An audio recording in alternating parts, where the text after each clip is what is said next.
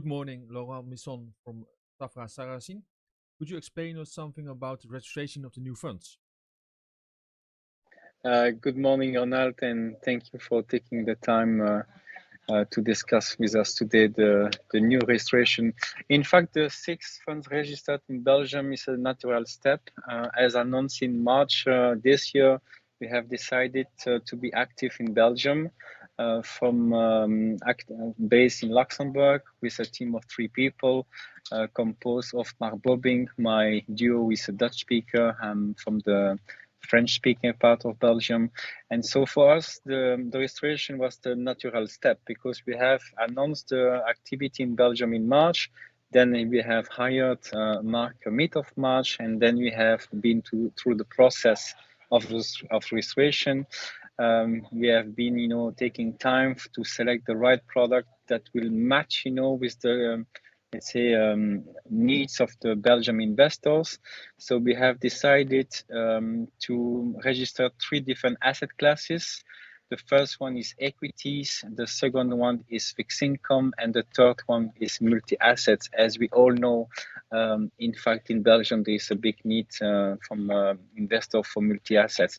If I come back to the equities, we have decided to register 3 equity funds. As our house is really sustainable, let's say, active. We have more than 34 years of expertise in sustainability.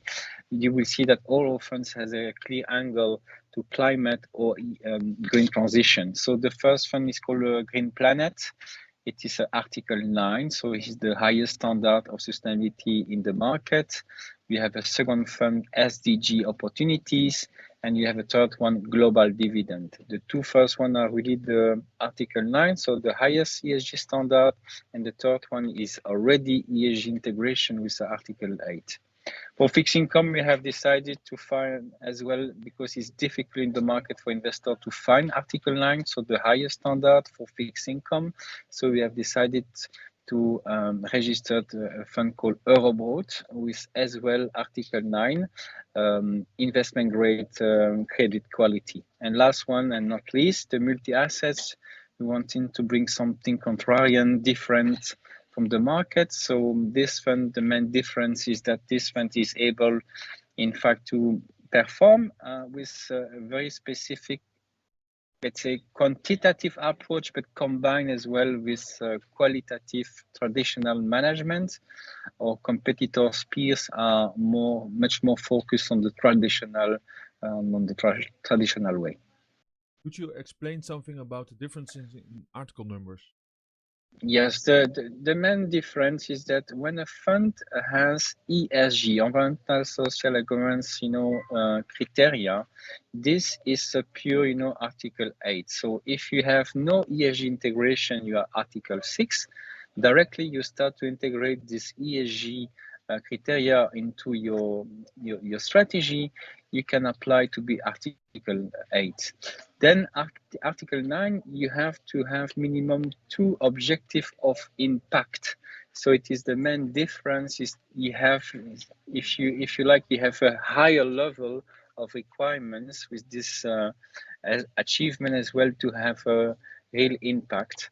So it's what we differentiate broadly between Article 8 and Article 9. Do you specifically focus on Article 9? Yeah, we have, decided to promote more. There's in fact 4 Article 9 versus 2 that we have decided to register in Belgium.